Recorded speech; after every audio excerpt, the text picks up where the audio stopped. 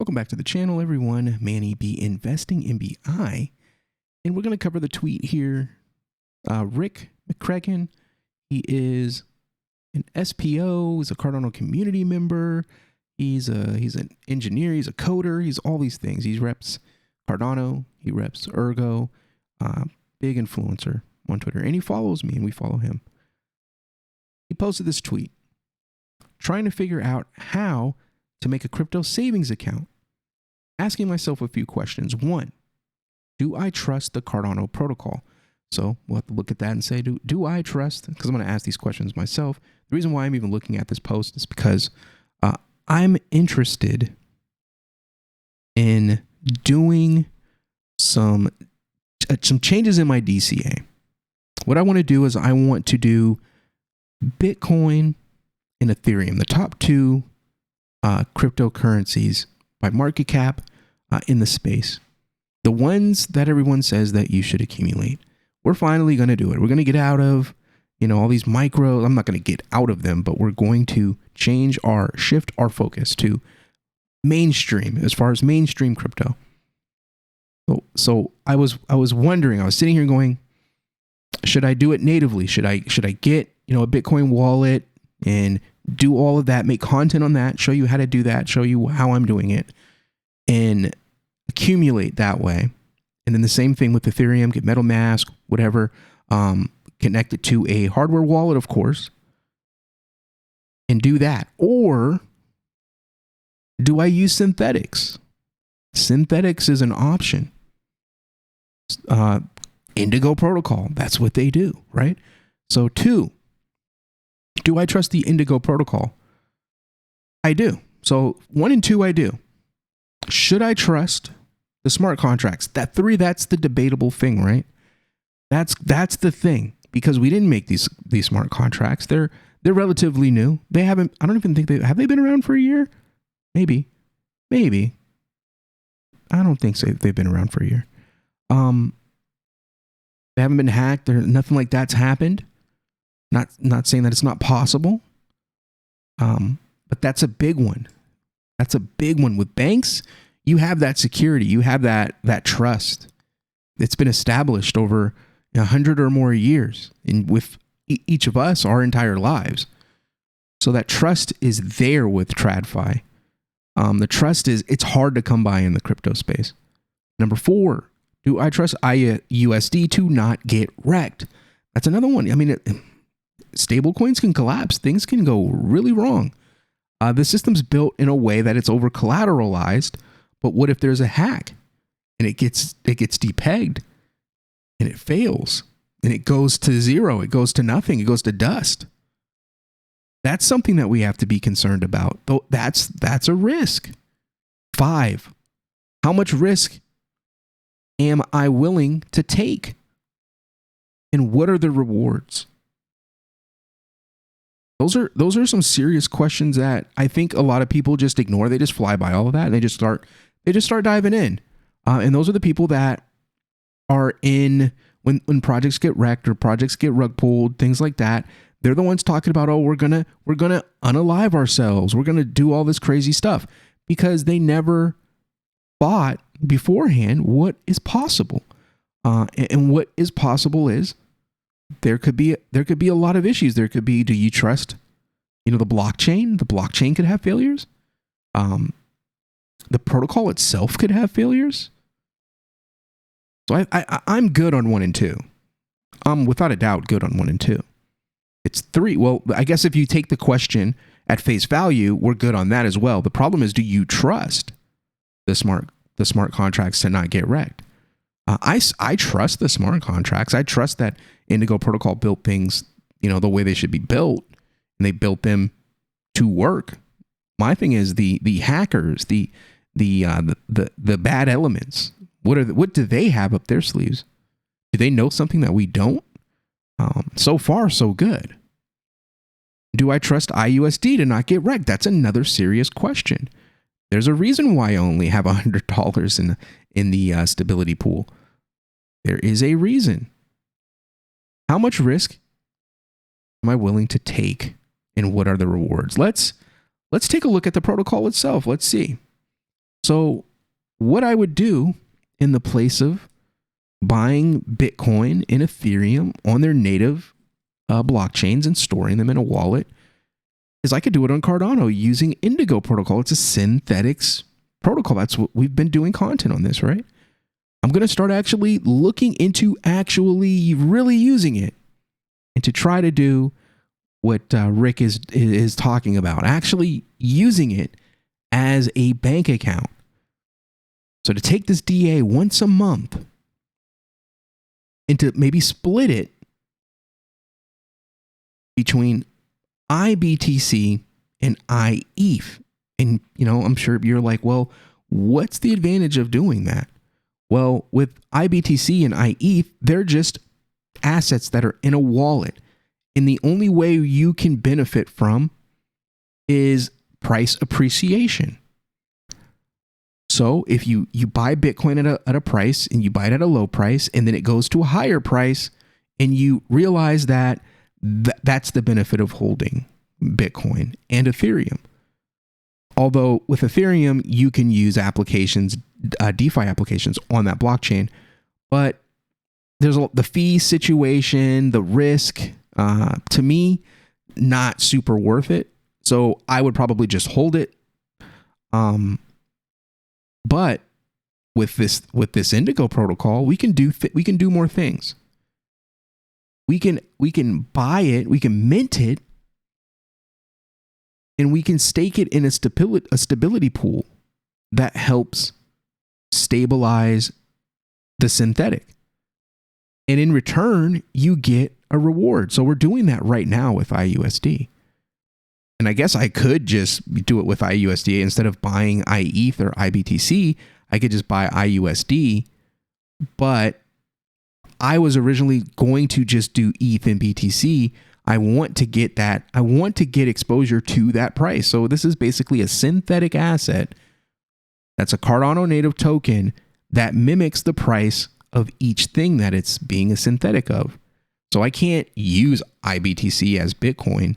I can't use iETH as ETH. If I wanted to do that, I would have to burn it, get the collateral back, or sell it on the open market for whatever the current price is, and then buy the native one. I don't know if they or any other protocol on Cardano has a plan that will let you convert or bridge iETH or iBTC to the native asset on the native chain. I think a lot would have to happen for that to work, and I don't think there are any projects that are working on it, to my knowledge. So that's probably not going to be something that we'll be able to do. But what we can do is we can use the synthetic version to pull rewards, much like what we do with iUSD. So with iUSD, we're getting 31.41% APR right now, and this fluctuates, of course. And I have $106. And so let's take a look at what we got going on. I've got almost 1.5 ADA, or I'm sorry, not ADA, 1.5 Indie tokens from just storing my iUSD in the stability pool. And I can withdraw this at any time. I can just pull it out. And I have ADA. You don't get much ADA rewards for that. With $100, you're not getting a ton. I think this has been about 2 weeks. I think it's been about 2 weeks. How do I check? I think I can check here.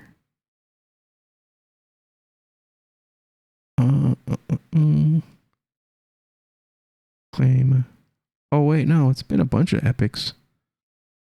I think 10, 9, 9. So it's been 1, 2, 3, 4, 5. Dang, it's been 5. Time flies. It's been 5 epics, almost a month. So after a month, let's go back to the stability pool. So almost after a month,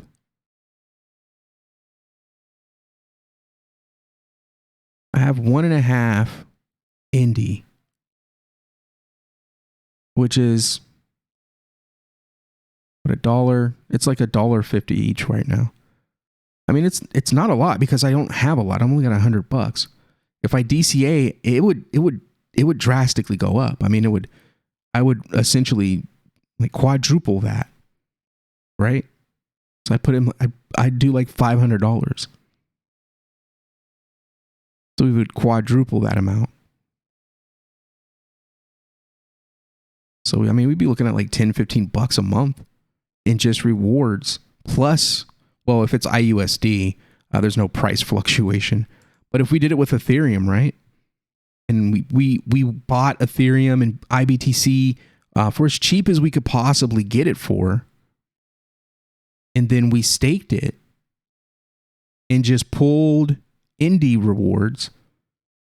And then upon pumping, we sold off. We unstaked some. So say I would go in and I'd say, oh, let me get X amount, my balance right now, let's see, 25%. Oh, that's for deposit. Withdraw 50. We would just do like that. We would say, oh, if it pumps, say it just goes like 10, 15%, and it's done that. Say it goes up like 10, 15%, something like that, and we can sell for a profit. I think it would be wise to hold some rewards for fees to cover fees, and then sell off, hold the stable, then probably take it in IUSD, and then stake the IUSD. I think that would be the best play. DCA into IBTC and IETH, stake them, hold fees, hold the rewards for fees, because it takes you have to pay to withdraw. It's very little. Like, for example, we're going to withdraw, the transaction fee would be 0.6 ADA and 1 ADA for an adjustment fee, and it would take your rewards. That's what I really want them to change that, because I don't want to pull my rewards really every time I make a withdrawal. Maybe this will be another brick in the build of getting them to change that model. With this play, it's going to be annoying because every time I make an adjustment, it's going to pull my rewards, and I might not want to pull my rewards, but we'll have to just live with it. It sucks, but we just have to live with it. So the play would be half in IBTC, half in IETH, stake, pull the rewards for fees, and just keep pulling the rewards. If the asset moves up enough to warrant taking profit, we take that profit in IUSD and we stake it in the IUSD stability pool. And we pull rewards across all of these. I think that's the play. Honestly. We could change dimension. We could go in another dimension. We could take the rewards in indie tokens and stake the indie tokens. So it comes down, I think the big decision is, do we take the rewards in IUSD, or do we take the rewards in accumulation of indie tokens? That's the thing for me. Yeah, I think that's gonna be what it is for me. It's been a good discussion, man. Thank you guys for sitting around and looking at this with me. I think that's going to be the play. At least it's a top contender for the play. Again, I'm not ruling out just completely just going native and just taking BTC and ETH natively and just, doing it that way. This is a little bit more risky, but the reward is insane. I mean, look at these APRs. These APRs are crazy. And then you have price appreciation. You won't get price appreciation with IUSD. So in order to choose Indie, you have to really believe in Indigo, which I do. So that's not a problem. Somebody that may not be that into Indigo as a platform, but they trust it enough to leverage the stability pool rewards, they might be like, oh, IBTC, IETH all day, let's do it. But I'm going to pull my rewards and I'm going to do IUSD. Like, I get that. So, it's a good one.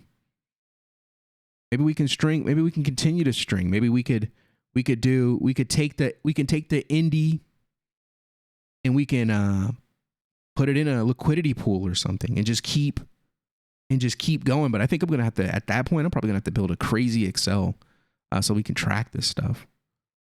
Yeah, I think that's the way to go. I think that might be a good way to go. So I need to figure out if anybody out there that's using Indigo, I'm going to go to the community and see, do any of you guys have like a tracker for, you know, your investments in Indigo?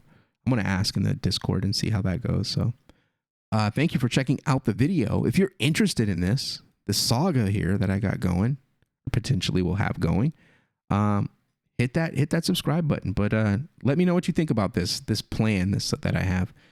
Put a comment in the comment box there, hit that like, hit the share, and subscribe, and I'll see you on the next one.